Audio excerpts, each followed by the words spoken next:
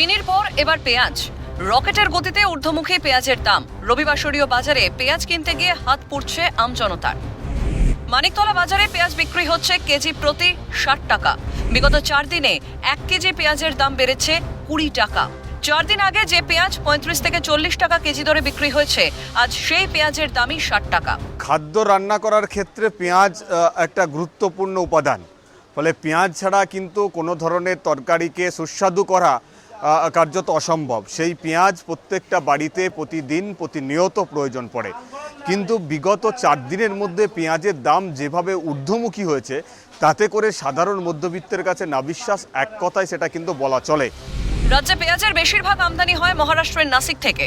মহারাষ্ট্রে অসময়ের বৃষ্টি এবং শিলাবৃষ্টির জন্য পেঁয়াজের ফসল এবং মজুদ ক্ষতিগ্রস্ত হয়, যার প্রভাবেই বাজারে তুলনামূলক বেশি দামের পেঁয়াজ আসায় খুচরো বাজারেও তার প্রভাব পড়েছে। পেঁয়াজ আসছে কম। এই পেঁয়াজগুলো কোথা থেকে আসে? এটা নাসিকে। এখন কি আমাদের রাজ্যে যে পেঁয়াজগুলো বিক্রি হচ্ছে সবই কি নাসিকের, নাকি আমাদের রাজ্যের কিছু পেঁয়াজ আছে? বাংলার পেঁয়াজ সেরকম নেই, বাংলার পেঁয়াজ খুবই কম। সব নাসিক, আকোলা, নাসিক থেকেই আসে। কি কারণে কম আসছে? আমদানির কারণটা কমে যাওয়ার কারণ কি? বর্ষাকালে এরকম পেঁয়াজের দামটা হয়। ডিমান্ড আগে 1 কিলো নিতে, এখন 800 নিচ্ছে। পেঁয়াজ খেতেই হবে। হ্যাঁ, এই পরিস্থিতি কাটতে কতদিন সময় লাগতে পারে বলে মনে হয়? সে দেখা যাক সরকার কি কতটা পদক্ষেপ নেয়। সরকারের কি করার আছে এখানে?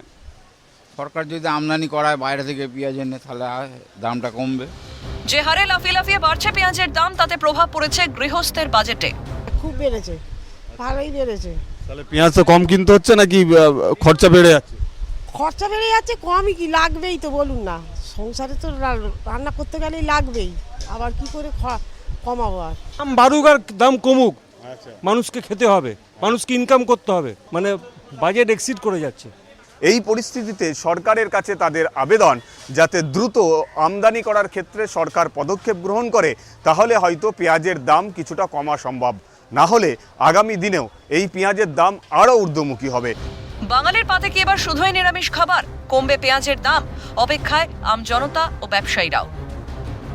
ক্যামেরায় গোপাল সেনের সঙ্গে মফিজুল ইসলামের রিপোর্ট, ক্যালকাটা নিউজ।